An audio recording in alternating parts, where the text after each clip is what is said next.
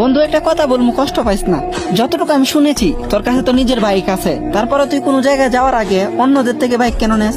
আমার বাইকের কথা বলতেছাস? এটা তো একটা বটবটি। এই বটবটি নিয়ে কোনো জায়গায় গেলে এতটাই লজ্জা লাগে যে তোরা বইলা বুঝাইতে পারবো না। শোন বন্ধু, এমনটা না যে দামি দামি বাইক আমার পছন্দ না। হ্যাঁ, আমারও পছন্দ, অনেক অনেক পছন্দ।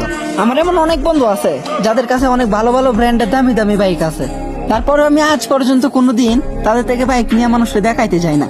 কারণ দুনিয়ার মানুষগুলো জানে আমার আর্থিক অবস্থা কেমন, আমি কোন অবস্থায় আছি। কথায় আছে না, সকাল থেকে সন্ধ্যা পর্যন্ত আমরা নিজে বোকার মতন পরিচয় দিই। কখনো কখনো মানুষের ব্র্যান্ডের গাড়ির সামনে দাঁড়ায় ছবি উঠানো, আবার কখনো কখনো নিজের ছবির মধ্যে ফিল্টার লাগানো। তারপরে আবার বন্ধুদেরকে বলি যে বন্ধু তোর আইফোনটা দেস না, বিয়ের অনুষ্ঠান আছে তো যাইতে হইব। বন্ধু তোর R15টা দেস না, একটু গার্লফ্রেন্ডের সাথে দেখা করতে যাবো। তারপরে ভুলবশত যখন কখনো আয়নার সামনে পড়া যায় তখন অনেক আফসোস করে, ইস যদি আমার চুলগুলো একটু সুন্দর হইতো, আমি দেখতে যদি আর একটু বেশি স্মার্ট হইতাম।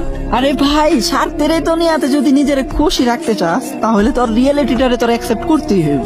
আয়নার সামনে দাঁড়ায় নিজের চোখের দিকে নিজে তাকায়া তারপরে বলতে হইব যে আমি যে অবস্থায় আছি, আমার আর্থিক অবস্থা যেমনই হোক না কেন, একদম পারফেক্ট। অন্যদের নাম করে আমার নিজের উপরে উঠানোর কোনো ইচ্ছা নাই। আমি আমার অবস্থা নাম নিজের যোগ্যতায় বানাবো।